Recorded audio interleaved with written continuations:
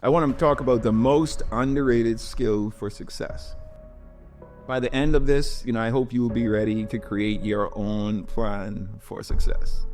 So think about it. The company goes from a decrease in sales to being nearly bankrupt to welcoming an individual back that had a plan in place, that had a strategic vision for what the company was about, what the company needed to do, implemented that plan, and now it's one of the most, if not the most successful company in the US, maybe even the world.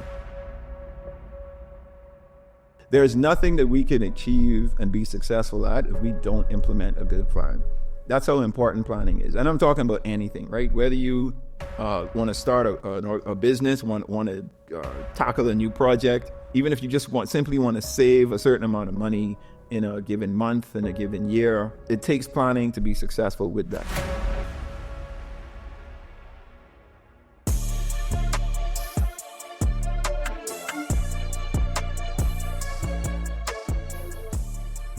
All right, welcome back to a new episode of the Myles Side Podcast. This is Myles Monroe Jr., your host.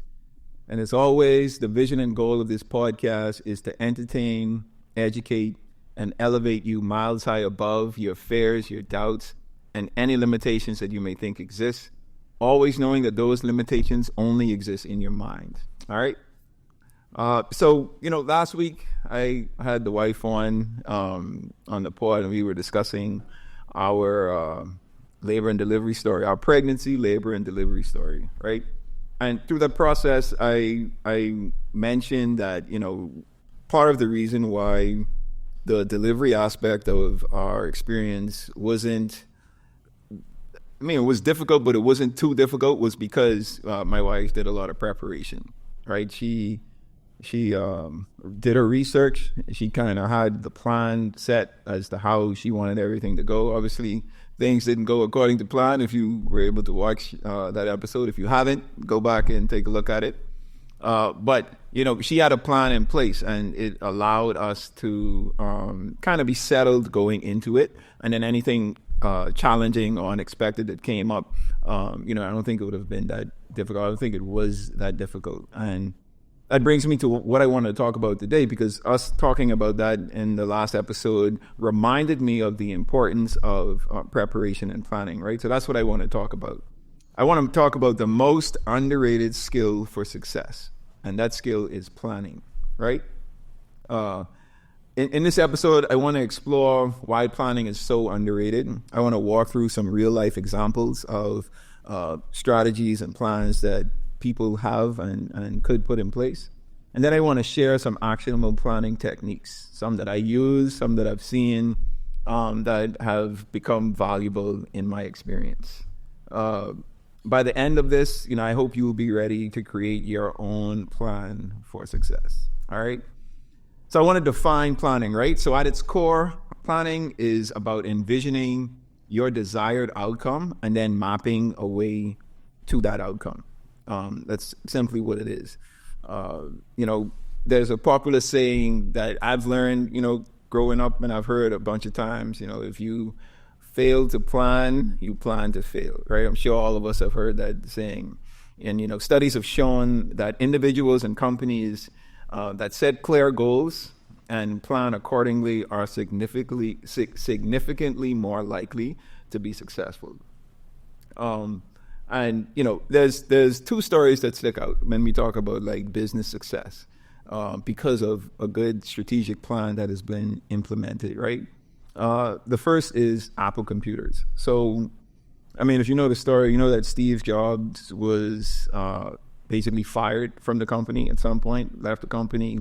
And once he left, the company wasn't doing so well. And in 1997, I think that was the year. In 1997, he, came back, or was welcomed back to the company, took over the company, and he implemented a bold strategic plan that transformed the entire company. At the time, Apple wasn't doing well, right? They were facing a declining sales. They were near bankruptcy, and that's when they invited Steve back. And he implemented a strategic set of plans for the company to kind of change its trajectory, right? And kind of revamp what it is that the company was doing and what the company was about, right? He had a focus on core products.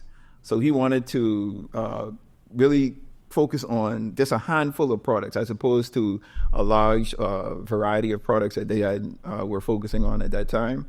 He wanted to focus on innovative designs, right? They prioritized sleek, user-friendly designs, particularly the iMac, and then the iPod, and then eventually the iPhone and iPad, right? They really fine-tuned the design to where it was unique to the company, and it was accepted and demanded even by consumers.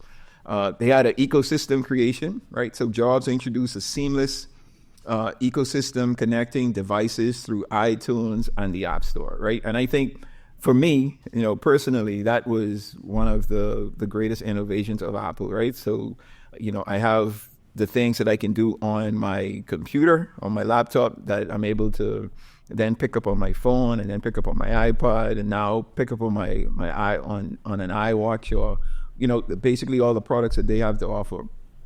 And finally, brand revival, right? They had a marketing plan that said, or that embodied to think different, right? That was the Think Different campaign that they rebranded the company with in 1997. This plan, once implemented, catapulted Apple to being the first U.S. company to reach $1 trillion in valuation. So think about it. The company goes from a decrease in sales to being nearly bankrupt to welcoming an individual back that had a plan in place, that had a strategic vision for what the company was about, what the company needed to do, implemented that plan, and now it's one of the most, if not the most successful company in the U.S., maybe even the world. And it's all because of a plan that was implemented. The second story I want to talk about is Starbucks, right? So in the 1980s, Starbucks was a small coffee shop in Seattle, right? Howard Schultz joined the company, and his vision to transform the company really catapulted Starbucks to where it is now, right? He had a strategic plan of, first of all, having a clear vision, right? He shifted Starbucks from selling beans to creating a third place between home and work. So basically offering an environment for individuals to come, and not just to get coffee, not just to grab something to eat, but created an environment where people wanted to be there and actually stay there, right? To do work, to have meetings. So he created a clear vision of this environment. They created a strategic expansion plan, right? So they targeted urban high traffic areas for growth and expansion. And then they had an employee focus, right? So they introduced benefits like health insurance and stock options for part-time workers, which boosted loyalty and service.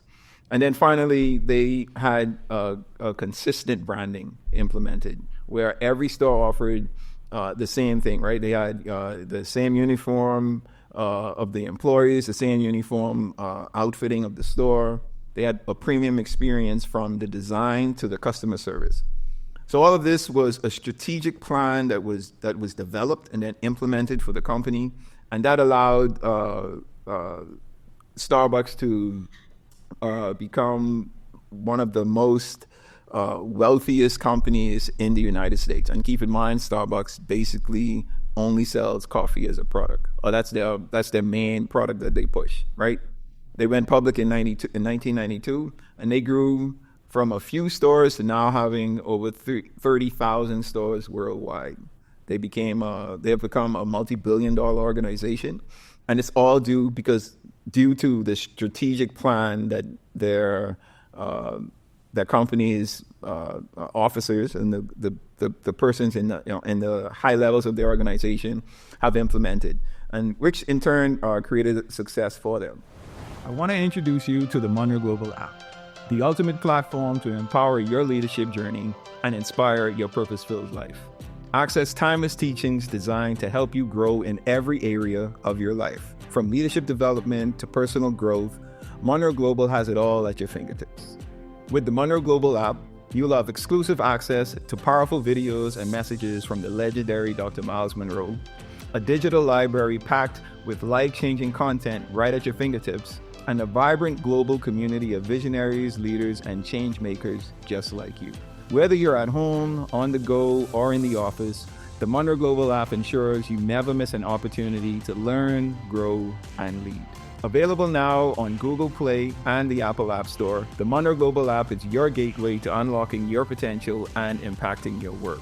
Download the Monroe Global app today and take the first steps toward living the life you were born to lead.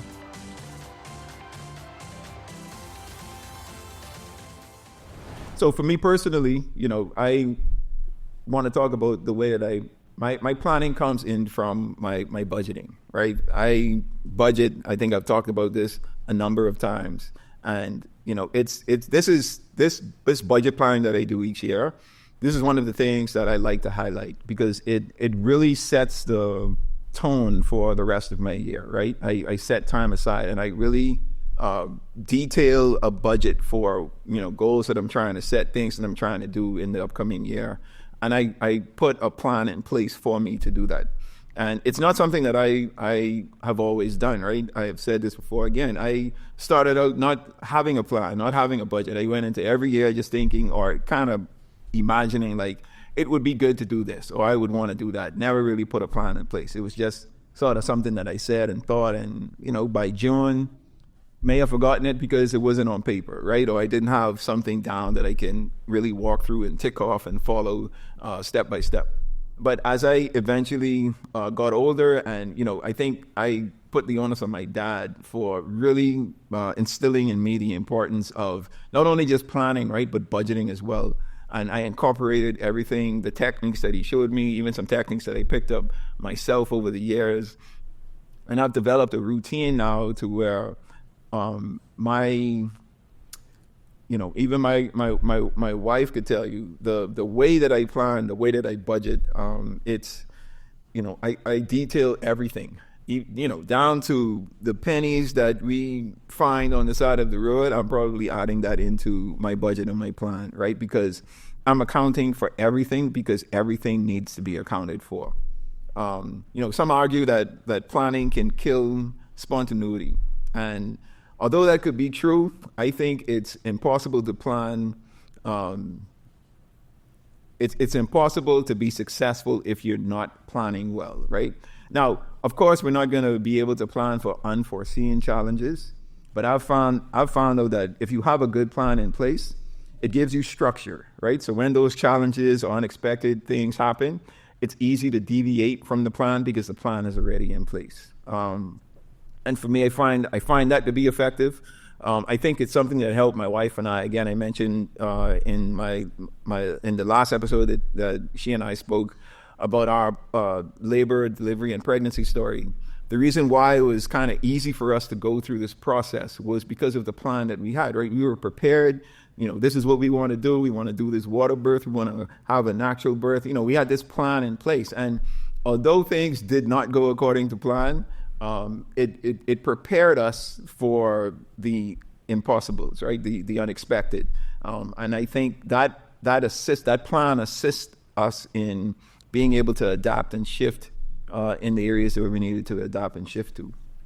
So, there are some frameworks that we can use to strategically plan, right? And one that I use is the Smarter Goals method. And this is something that we have developed we use it in our courses with the Monroe Institute of Leadership, right? We incorporate this teaching and teaching the way Smarter Goals work into the course curriculum. And I find this to be effective because it covers everything, right? You have to think from a simple perspective first, right? And you must imagine your goal and your strategy in its entirety. Think about the end result. What is it that I am trying to accomplish? What is it that I want to do? And then you work your way backwards.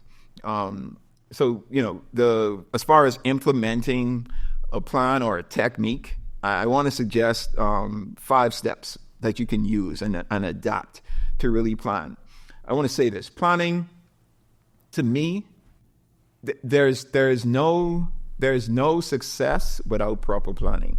I truly believe that. I wholeheartedly believe that. I wholeheartedly believe that there's nothing that we can achieve and be successful at if we don't implement a good plan. That's how important planning is. And I'm talking about anything, right? Whether you want to start a business, want to tackle a new project, even if you just simply want to save a certain amount of money in a given month, in a given year, it takes planning to be successful with that, because planning keeps you focused. Planning allows you to have your ideas and your strategies on paper, and then you're able to kind of work your way through it. And as challenges or obstacles come up, you're able to deviate and pivot when necessary, right? So the first thing is vision setting. You have to understand what is the large scope, what is the big view, what is it that I'm trying to achieve, right? Whatever that is. Are you, whether it's growing a business or mastering a new skill, having a clear vision maps that out for you, right? It shows you the end result. This is what we're trying to achieve. Once you set that vision, once you do the vision setting, then you break it down and work your way backwards, right? You break your big goals down into bite-sized portions. And I talk about this a lot, right? And it's because I truly believe, like, especially at the beginning of every year, if we're not planning for the year, there's no way we could be successful in that year. If you're a business owner, even if you're an employee of a business and you work in a particular department of that organization, personally, in your personal life, there are things that you want to achieve, right? Whether it's buying a new home, renovating a new home, even starting a family, like my wife and I. It's best if all of that comes after you put a plan and a strategy in place for it, right? Because you're prepared for that event to take place, or for that project to be realized. And it takes planning, right? So once you break those goals down and work your way backwards, then you're able to implement strategic steps into reaching the overall plan.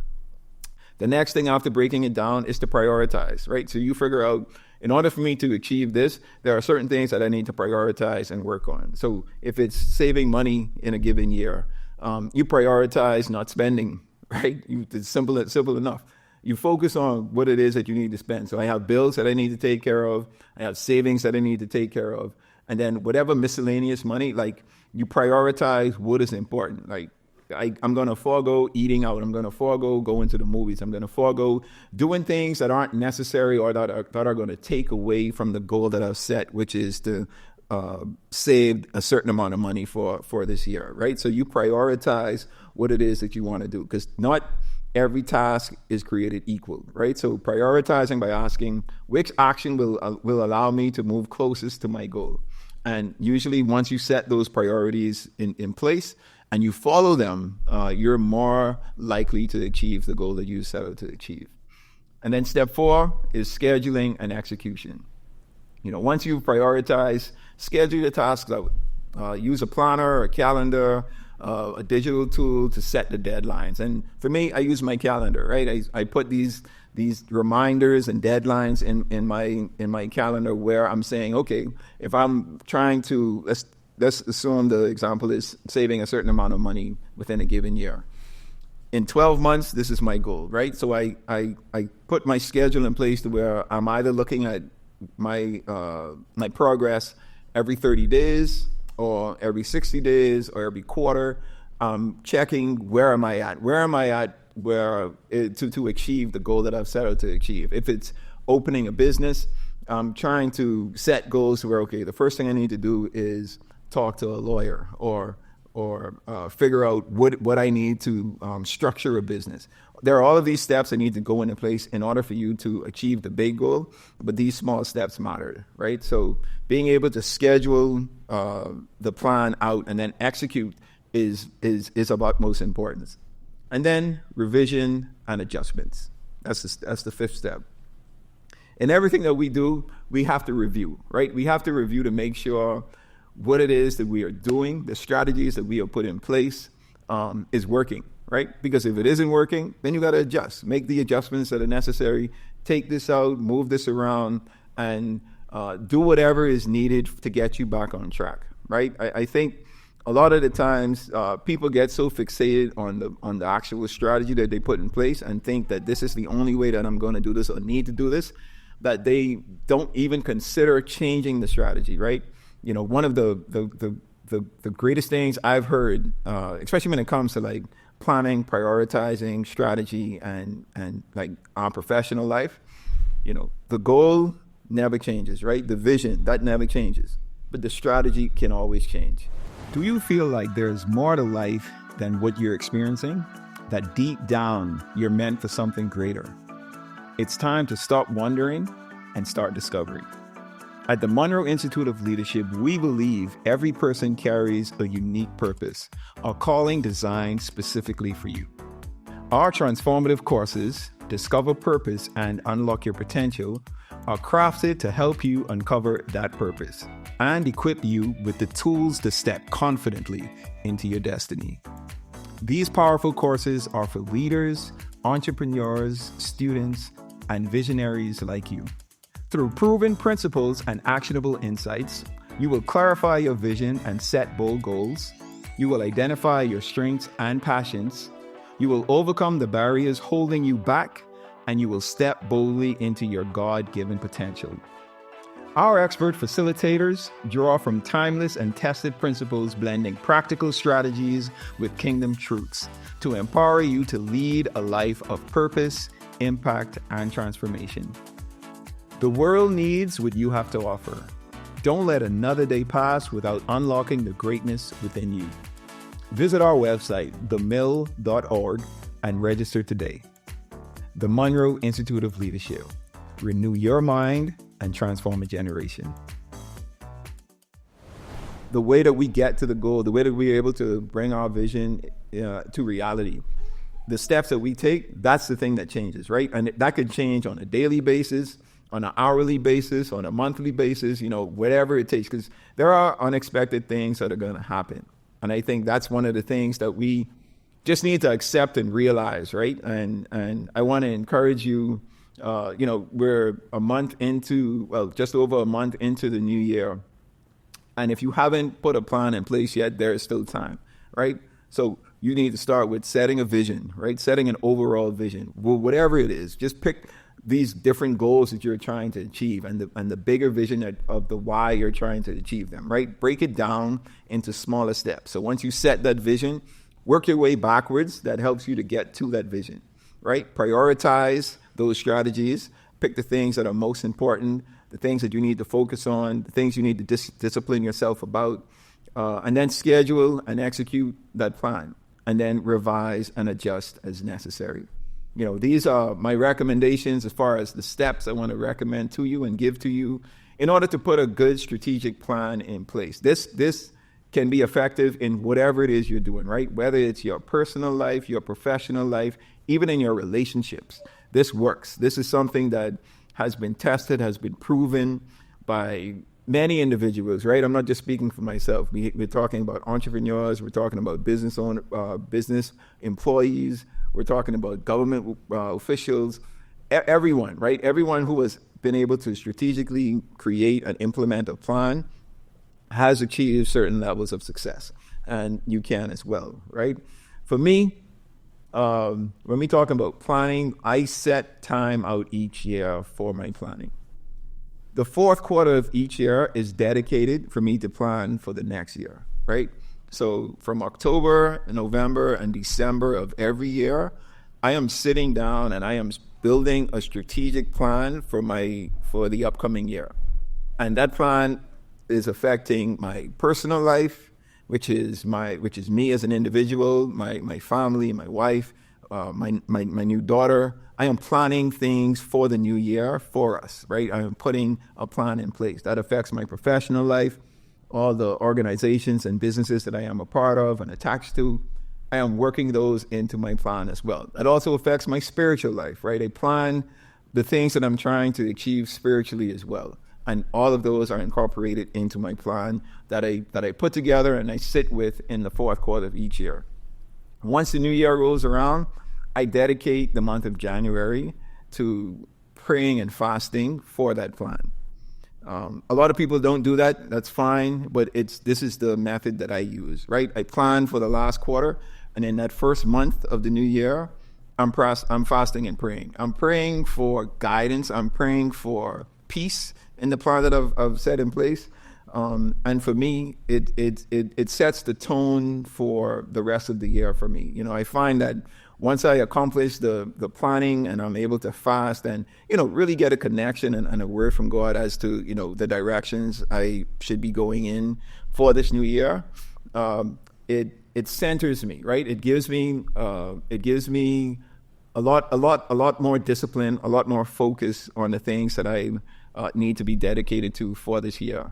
And man, this is something I've been doing, I'd say, for the better part of like maybe 15 years now. And it's been proven to work. I truly recommend and I push people to dedicate some time in your year to plan. Now, your time that you dedicate may not be an entire quarter, right? It may not be 3 months. It may not be 4 months. But whatever it is, there needs to be time where you sit down and you set that time aside to plan. And even if in the middle of the year you have a new project, you have something that you want to accomplish, before you move, put a plan in place. Set some time aside and plan.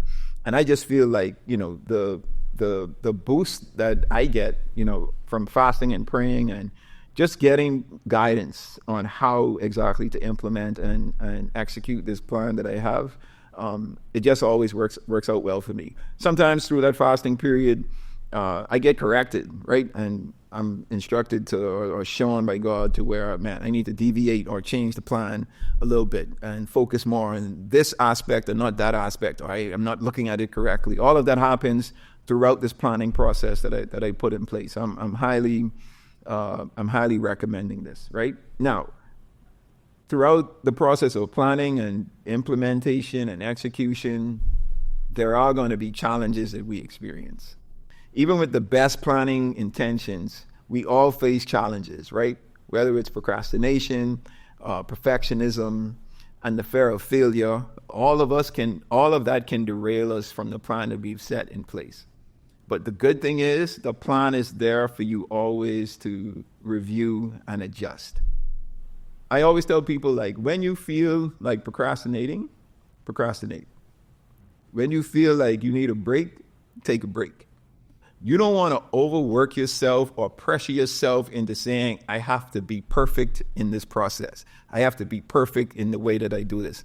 It's not necessary, first of all, and I don't even think it's natural, right? Naturally, we're going to feel moments of not wanting to do something, not feeling like doing it. And I say embrace those moments. Don't live in those moments. Don't allow those moments to take over what it is, the goal that you've set in place.